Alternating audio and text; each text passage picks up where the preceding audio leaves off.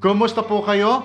Welcome back to my channel, the channel that is dedicated in guiding you in your journey in learning a beautiful language, Tagalog, the language of the Philippines.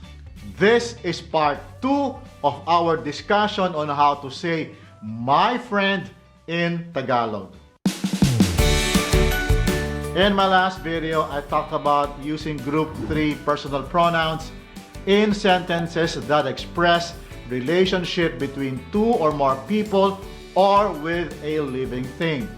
We have learned these patterns to say a basic phrase. Kaibigan ko, my friend. Aking kaibigan, my friend.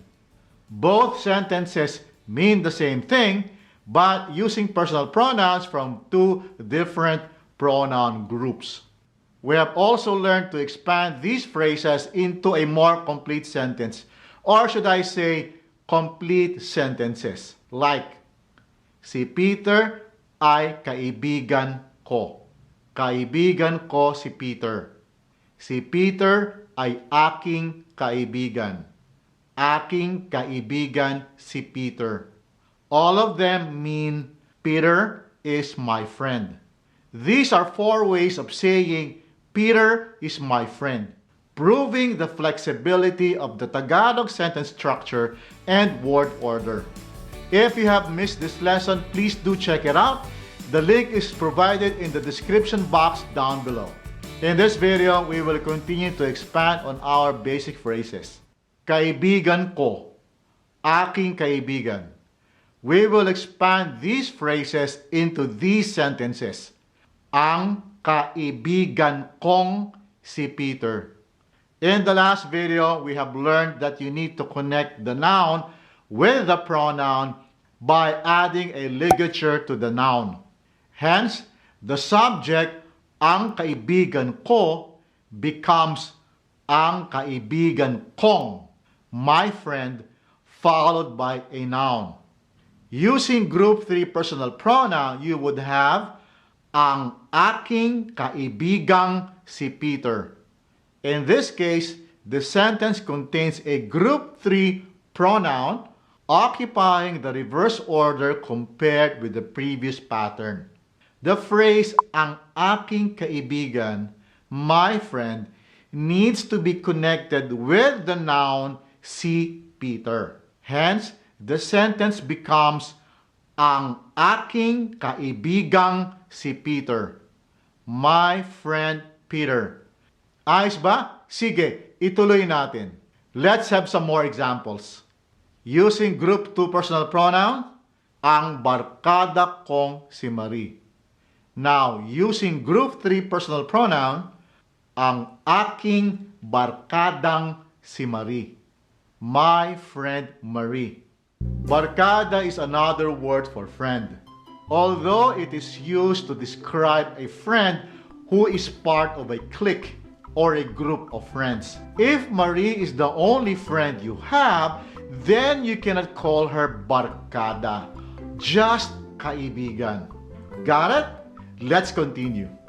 Ang alaga mong aso, ang iyong alagang aso, your pet dog. Alaga has 3 meanings. 1 is that it is a root word for care. As a root word, it grows into other words like conjugated verbs. For example, alagaan, take care.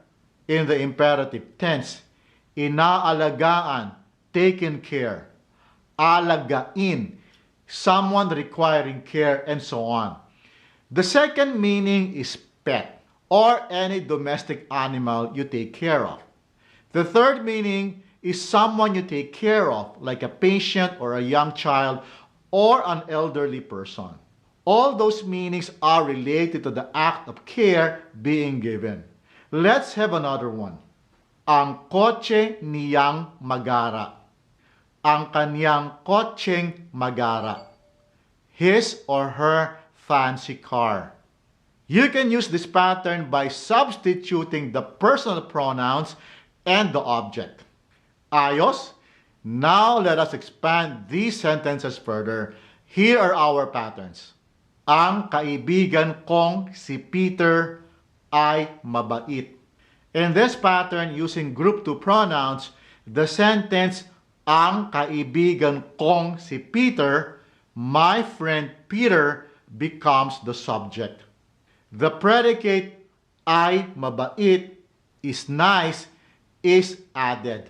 Hence, ang kaibigan kong si Peter ay mabait. The next pattern, using group 3 pronoun, follows the same principle. The sentence, ang aking kaibigang si Peter, my friend Peter, the same predicate, ay mabait, is nice, is added, creating a more complex sentence that means the same thing. Ang aking kaibigang si Peter ay mabait. My friend Peter is nice. Let's have some more examples. Ang barkada kong si Marie ay maganda. Ang aking barkadang si Marie ay maganda. My friend Marie is pretty. Ang alaga mong aso ay nakakatuwa. Ang iyong alagang aso ay nakakatuwa. Your pet dog is delightful. Nakakatuwa means delightful. Nakakatawa, on the other hand, means funny. Keep that in mind. Ayos? Now let's have more examples. Ituloy natin. Ang kotse niyang magara ay mahal. Ang kanyang kotseng magara ay mahal. His or her fancy car is expensive. You can also use this pattern by substituting the personal pronouns, the noun, and the predicate. So there, with these sentence patterns, you will be able to create your own Tagalog sentences. I hope you were able to find this video useful, and if you did, please leave a like. It will do a lot of good things for this channel. And please remember to click on subscribe and the bell button so you will be able to receive notification of new videos that I will be coming out regularly. I will see you next time. Maraming salamat at hanggang sa susunod.